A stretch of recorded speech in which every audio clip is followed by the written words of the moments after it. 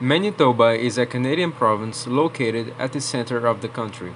It was originally inhabited by the Cree, Dene, Sioux, and many other tribes because there were a lot of land trails that went through Manitoba. The first European to arrive was Sir Thomas Bottom in 1612, who named the Nelson River.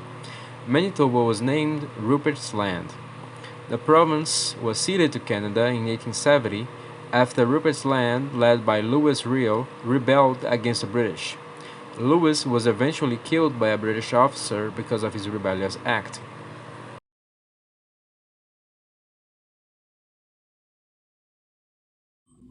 Now we're gonna talking about some attractions. The first one is the pet farms at Whiteshell. Pet farms at Whiteshell Provincial Park. The site is hypothesized to be the First Nations gathering place or training center.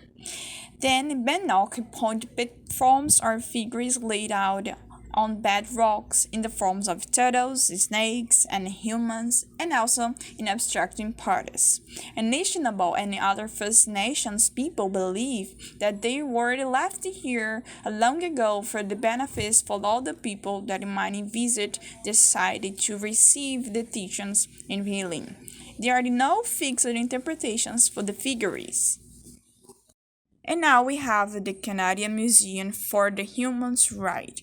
Canadian Museum for the Human's Right, first museum solely dedicated to the evolution, celebrations, and the futures of humans' right.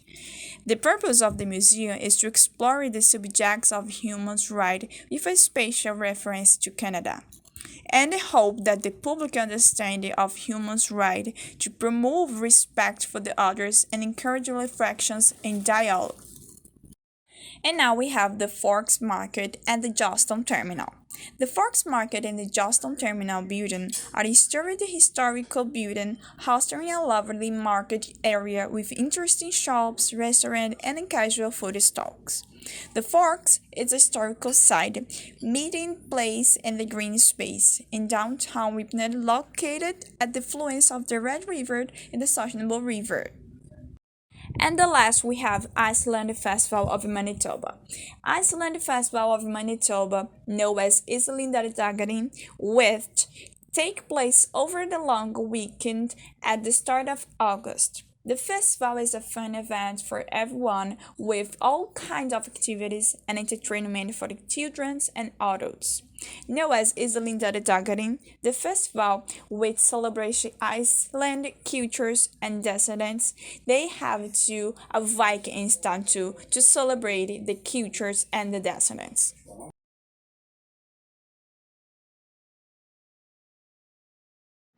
Talking about Manitoba gastronomy is difficult. The province, like others in Canada, have a large numbers of tourists from all over the world and citizens with different culture.